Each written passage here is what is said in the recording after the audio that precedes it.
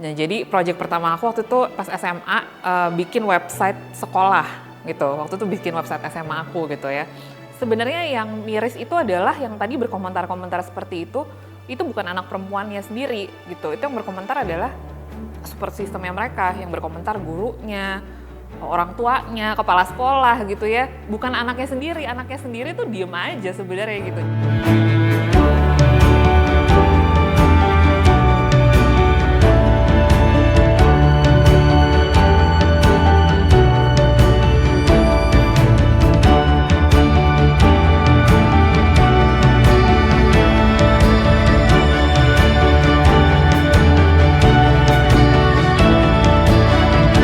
Pertama kali aku berkenalan dengan STEM gitu, aku bisa dibilang aku cukup privilege karena aku punya orang tua, aku punya ibu itu yang punya profesi di bidang STEM. Jadi dari kecil itu konsep perempuan di bidang STEM itu bukan sesuatu yang asing buat aku gitu. Jadi waktu itu aku inget ya pas zaman waktu aku kecil, di saat teman-teman aku yang lain itu pada suka main boneka gitu ya, aku tuh lebih suka untuk ngoprek. Waktu itu ada mainan apa ya, kayak semacam electronic kit gitu. Itu bisa bikin alarm pendeteksi hujan gitu ya, terus ada bikin pengusir nyamuk gitu ya, yang lucu-lucu gitu lah gitu. Menurut aku itu menarik banget. Dan kemudian itu berlanjut di waktu SMA, itu aku berkenalan dengan coding pertama kali. Nah, jadi project pertama aku waktu itu pas SMA bikin website sekolah gitu. Waktu itu bikin website SMA aku gitu ya. Mulailah lanjut, akhirnya aku ngelanjutin kuliah computer science gitu. Nah, dari situ mulai ya udah akhirnya aku berkembang dan akhirnya jadi programmer lah untuk berapa tahun gitu ya di Australia waktu itu gitu. Ya mungkin begitu kali ya kalau untuk dari awalnya sampai berprofesi di bidang STEM tuh awalnya seperti itu. Pas aku ngajar itu aku ngelihat bahwa anak-anak itu biarpun di tempat yang tingkat kemiskinannya tinggi seperti itu, mereka itu banyak warnet di sekitar situ. Jadi mereka tuh suka main di warnet. Nah, jadi dengan mereka main di warnet, mereka itu punya akses ke komputer, sama mereka punya akses ke internet gitu. Dan itu mereka juga nggak mahal gitu untuk bisa mengakses fasilitas seperti itu. Nah, di situ aku ngeliat ada opportunity-nya nih, kenapa nggak kita coba manfaatkan, dan aku coba untuk ngajarin mereka coding di situ. Nah, jadi dari situlah mulai berawal Marcoding itu lahir gitu ya. Awal-awal aku yang ngajar, terus kemudian teman-teman aku yang programmer startup ikutan jadi mentor, volunteering, jadi relawan. Nah, itu lama-lama berlangsung rutin gitu kan, rutin. Akhirnya kita mulai dari warnet ke warnet, kemudian naik jadi dari sekolah ke sekolah gitu, dan akhirnya kita resmi jadi yayasan gitu. Ya akhirnya sampai sekarang ini ya itu Marcoding jadi Yayasan Daya Kreasi Anak Bangsa, atau lebih disebut sekarang Marcoding ya nama ininya ya. Marcoding itu singkatan dari Mari Kita Coding.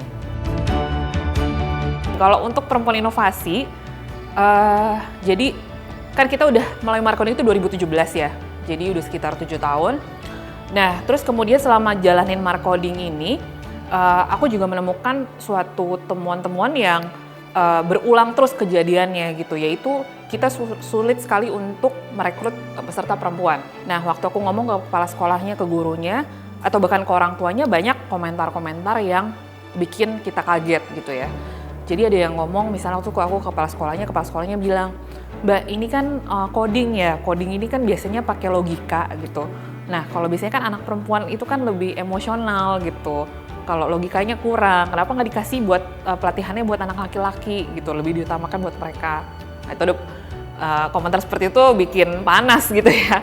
Nah, terus ada lagi komentar lagi bilang, "Coding ini kan nanti kan ini terlalu kompleks ya, ini terlalu sulit gitu. Terus apakah yang anak-anak perempuan bisa gitu?" Itu juga banyak yang ngomong seperti itu.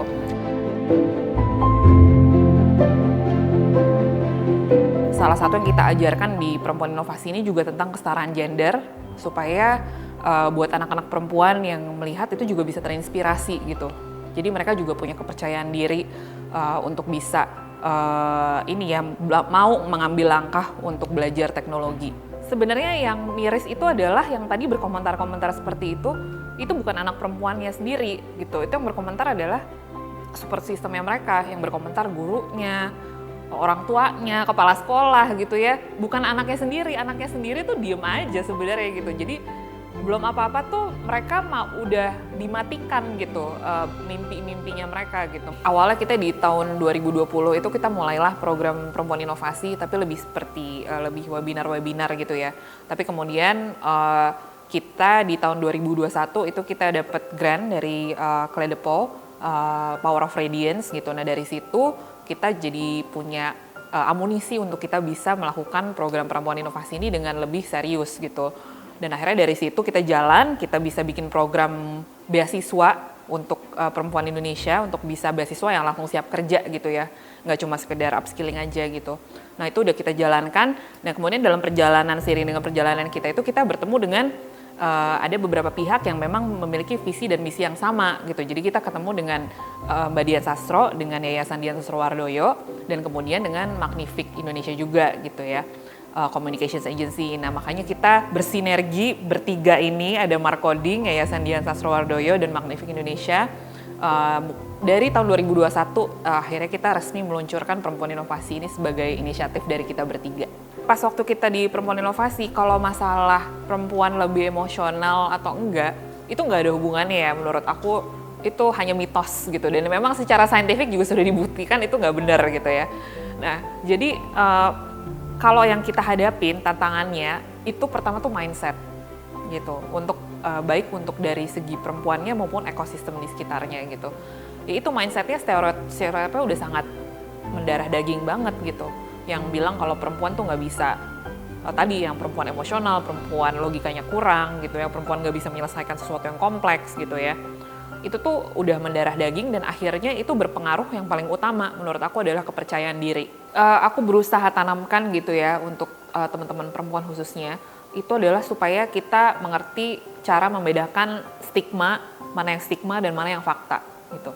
Dengan kita tahu mana yang stigma, mana yang fakta, itu kita jadi punya pengetahuan kalau kita tuh ya nggak perlu ngikutin apa kata orang gitu. Kita sih kalau perempuan inovasi, itu yang tahun lalu, itu kita reach-nya 16.000 yang daftar dari seluruh Indonesia. Jadi ada dari 38 provinsi semuanya, dan itu ada 16.000 itu perempuan semua loh.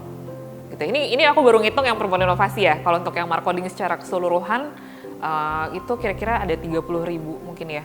Kalau yang perempuan inovasi, ini kita lebih perempuan semua, dan cakupan umurnya itu lebih besar gitu. Kita sampai ibu rumah tangga pun bisa ikut. Perempuan inovasi itu terbuka buat semua perempuan Indonesia yang umurnya 12 tahun ke atas gitu. Jadi nggak ada batasan umur akhirnya, tapi yang kita haruskan sebagai syarat itu adalah mereka harus mau berkomitmen untuk belajar, dan mereka harus mau berkomitmen kalau mereka terpilih untuk masuk babak final ya, itu mereka harus komitmen untuk mau kerja setelah program selesai. Kalau buat teman-teman perempuan inovasi dan Markoding, pesan aku buat yang sudah didapatkan itu bukan buat diri kalian aja, tapi itu untuk bisa buat dampak buat sekitar kita gitu. Nggak cuma buat diri kita, tapi buat yang kecil-kecil aja gitu, buat keluarga, bisa bikin dampak buat masyarakat, buat sekolah gitu ya. Jadi semua inovasi, semua keterampilan yang kita punyai itu jangan disimpan untuk diri sendiri, tapi harus disebar, dan nanti akhirnya juga bisa makin menyebar ke seluruh Indonesia begitu.